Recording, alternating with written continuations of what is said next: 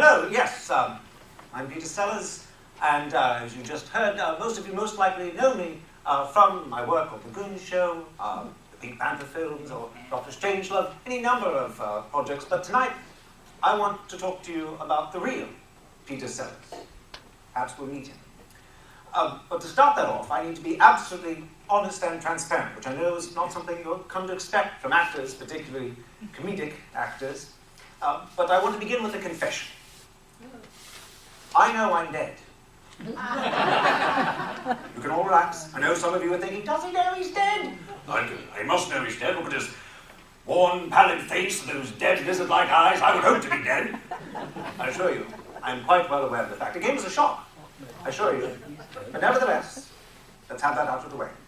I'm aware I'm dead, and it's an alarming thing to find out one is dead, especially when one is used to being on stage, when one is used to the theatrical world. To be dead, well, it's a bit worse than death, really, to be found on stage and dead. And I spent much of my life on stage. My parents, of course, were variety show performers. And so, all my life, I was on stage. Literally, I was 2 weeks old the first time I appeared on stage, which is a lot of pressure for a young actor. And traveling with my parents from this young age, I came to know every aspect of the theatre, from caretaking to running concessions to being on and off stage. It became a part of my life, and it was a very strange way to grow up, I think you can imagine. My mother was very supportive. She felt that I had a future in entertainment. My father, he thought perhaps I could push a broom. And that feeling of being torn stayed with me. My parents, of course, were very supportive of my education, sent me off to one of the finest Catholic boarding schools, but I was not in any way Catholic. My father was Anglican, my mother was Jewish, and I felt torn once again between these worlds, never quite knowing where I was, who I was, what my identity was meant to be. And so I continued seeking, searching. In school, I was interested in comedy and improvisation. It came naturally to me. But of course, we had to move. And eventually, I came to understand the passion behind drumming. Drumming provided an order, a rhythm, that the rest of my life lacked. And I think drumming might very well have saved my life had I stuck at it. And I did it for quite some time. I was going into the Royal Air Force, but due to my vision, I was not able to see combat. As such, I went into entertainment, entertaining troops, traveling to India, and drumming was a part of that. But I wanted more. Once I had seen a taste of the life on the stage, I felt that there was something that needed to draw me back in. And so after the war, I began looking for more and more work. I thought about comedy. I performed between burlesque acts, which is certainly an education. But I certainly wanted more. I wanted to find some way to belong. And, well, I knew about this one producer for the BBC by the name of Roy Spear. He produced a very big show called Spotlight. I didn't know Roy, but I knew of him. What I did know was another performer by the name of Kenneth Horne. He was a delightful man. I knew that Kenneth Horne knew Roy Spear. So one day, desperate, this was 1948, I was absolutely desperate to find some way to get on the radio, to perform, for people to know who I was. I called up Roy Spear's office and said, "Hello, this is Kenneth. Mind if I speak with Roy?" And his secretary put me through. And there I was, on the phone, with Roy Spear. Kenneth, how can I help you?" "Oh, Roy, I've just been down and I've seen this wonderful performer, but what is his name again? Peter Sellers, yes, Peter Sellers. I think you'll absolutely love to have him on your show on Spotlight. You simply must get him on." "Oh, well, that sounds delightful. Kenneth, tell me, how can I get in touch with him?" I froze. I said, "It's me. I'm Peter Sellers. I wanted to get in touch. I thought this might be a way to get in touch. I didn't know how." The phone went quiet. And he went, "You cheeky little sod. Well, what do you do then?" I said, "Well, impressions." And sure enough, that got me on the radio. I went on Spotlight, and from there, I eventually managed to meet up with a handful of gentlemen, Michael, Spike, and we formed the Goons.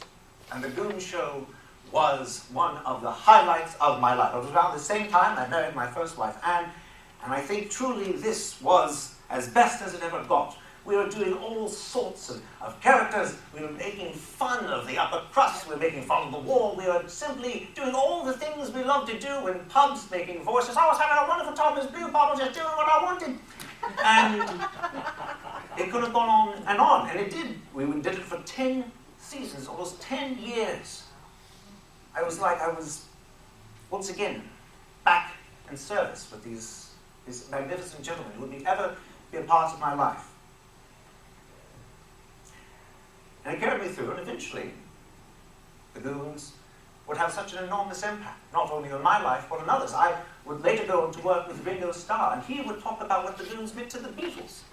And I would learn later about how they influenced Monty Python and other British comedians and on and on. It had this profound impact, the way we played with absurdity, the way we stuck it to those in the upper crust despite taking their money. The best way to stick it to them, by the way. And it opened doors for me, opportunities I don't think I ever would have had without these wonderful gentlemen.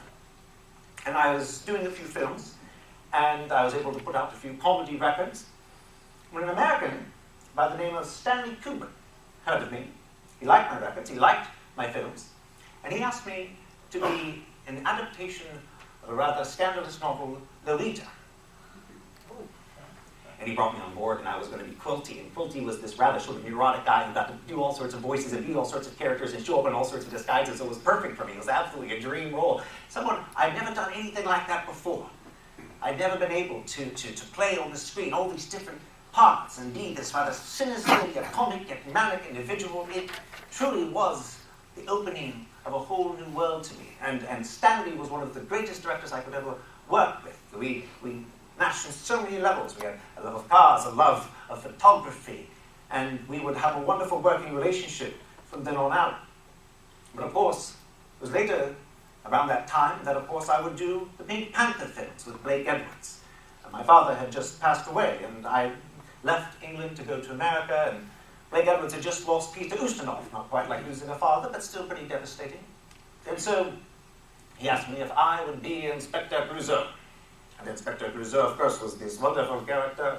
In the way it was written, he was meant to simply be this absolute just fool who kept falling down, having buttfalls and jackanapes, but I saw in him this inner dignity. There was something about this man who wanted to be so desperately taken seriously, and yet never could be. And in that dignity, I found true comedy, true ways of looking at the world, and I absolutely fell in love with this character.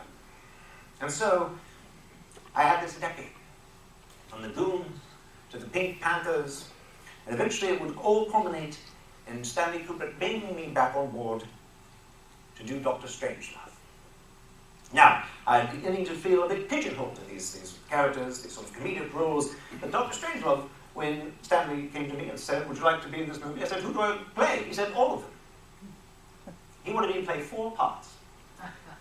The first, of course, was the President of the United States, and who wouldn't want to be President of the United States? It was a very serious role of that man who took himself, again, with dignity, with a sense of purpose.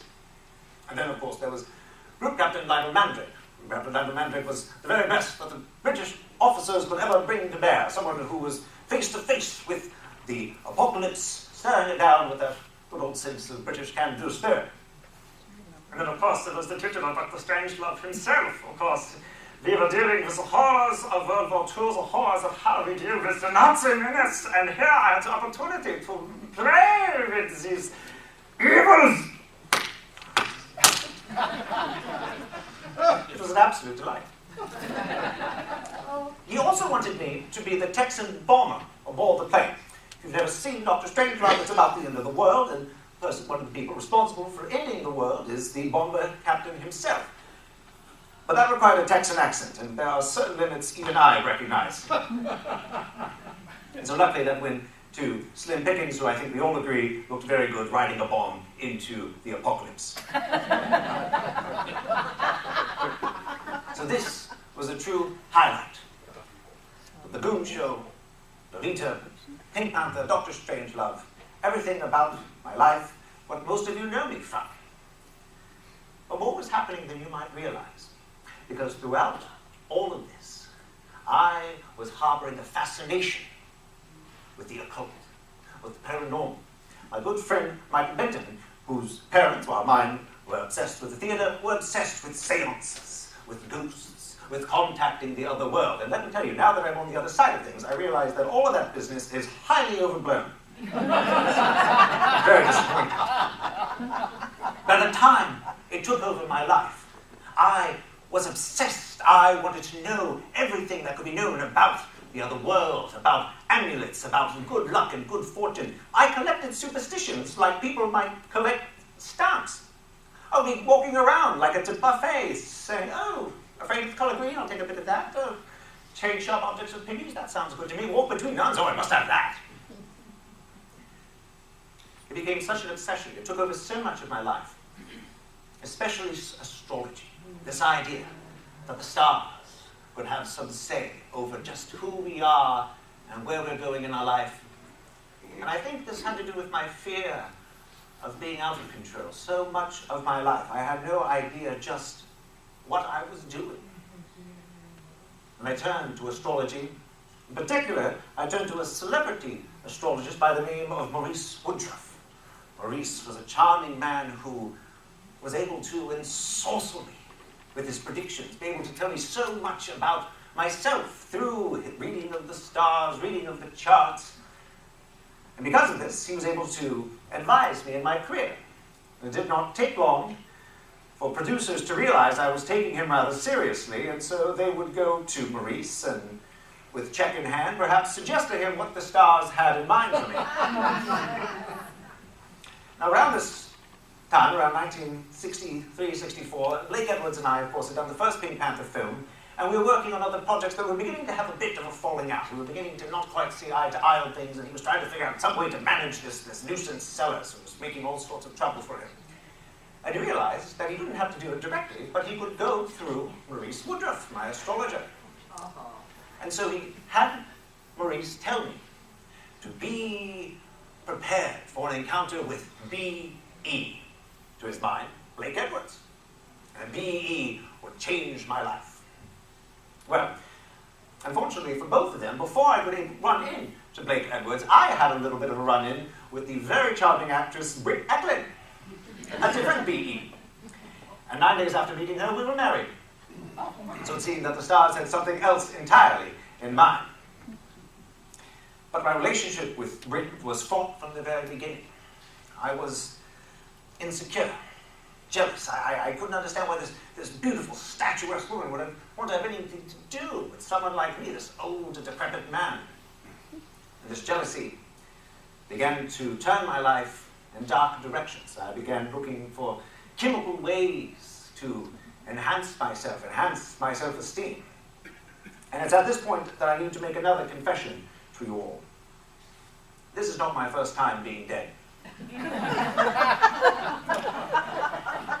In the spring of 1964, chasing various highs, various pharmaceutical delights, I successfully had 8 heart attacks in the span of 3 hours. Wow.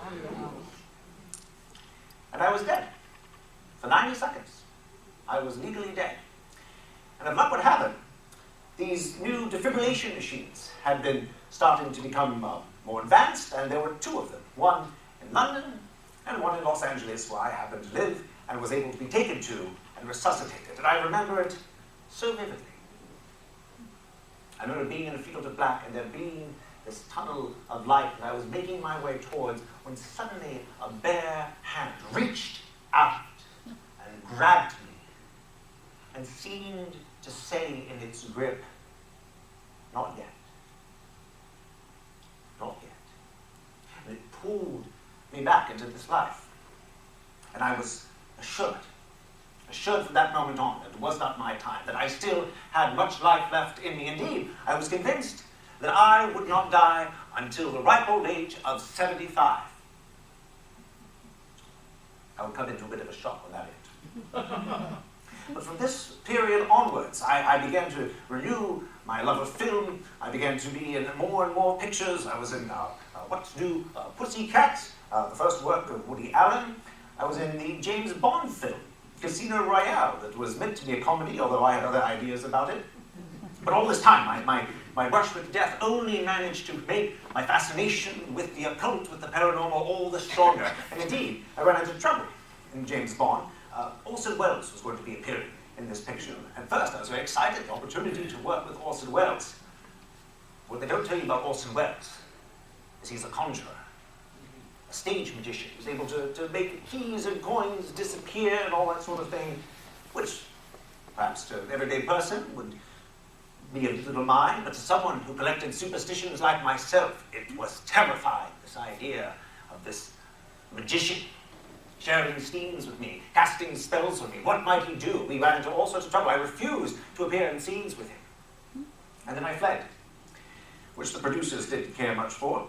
And eventually my part had to be edited and written out in certain ways, so it's much smaller than it was originally appeared in the script. And this presaged even more difficulties throughout my career.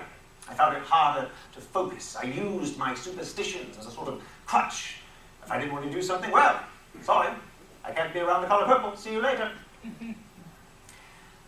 I would eventually lose my mother around this time, and my mother had been someone who had always been a support, always been someone who could see my strengths, my talents, even when I couldn't. And so in this time, after she passed, I began to be even more rudderless, even more unmoored. It was around this time that I did the film Magic Christian with Ringo Starr. And this was something of a return to form, because in the Magic Christian, if you've not seen it, it's a story of an eccentric billionaire who adopts a young man and proceeds to use his vast wealth to carry out a series of pranks on high society, showing just what people are willing to do to denigrate themselves for money or wealth or a sense of status. It was like being back in the Goons, being back using my power of comedy to deflate the powerful, to show just how mad this world can be, especially in pursuit of wealth, in pursuit of status. And yet, that would be perhaps one of the last times I think I truly felt like I was making a difference with my art.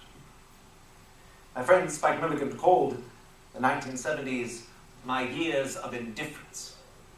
It certainly started off that way.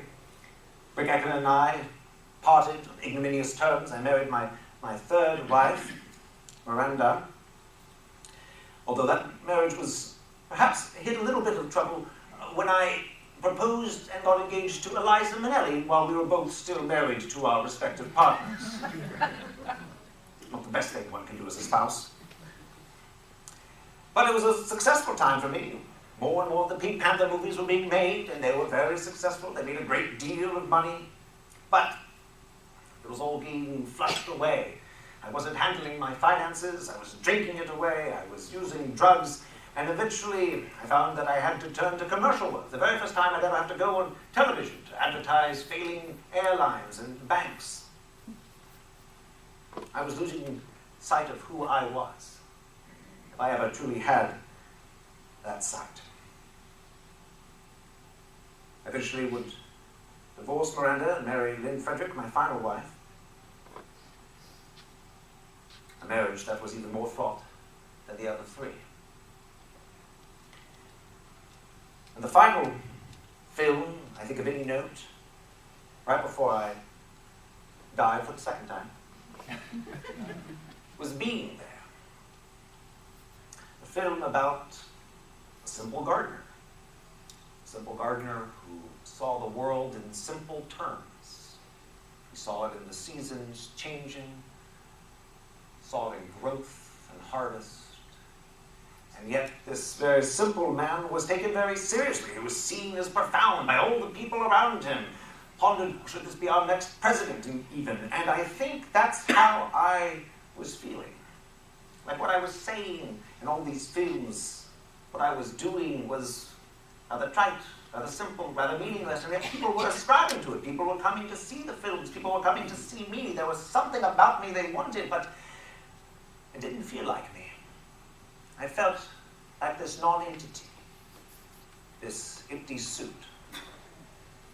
I remember there was this one time I was on the Muppet Show, of all things. And Kermit the Frog comes up to me and he says, Mr. Sellers, I want to know, who is the real Peter Sellers? I told him I was dressed as Queen Victoria at the time. I remember,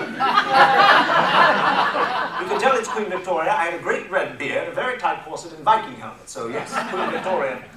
I knelt down to that little green frog puppet and I said to him, there is no Peter Sellers. I had him surgically removed. This was a rather trite answer that I would give to people from time to time when they would ask about the real Peter Sellers, who was the real Peter Sellers. But I think there's something to it. I felt surgically removed from myself. So many actors talk about how they go into acting to discover themselves, to find themselves in the roles, and I think I was doing quite the opposite. I was trying to lose myself. I was trying to completely obliterate whatever was left of myself. Because who was I? A good father? Certainly not. A good husband? I doubt that. Who was Peter Sellers? I suppose that brings me to my last confession of the night. Oh, does he think this is church?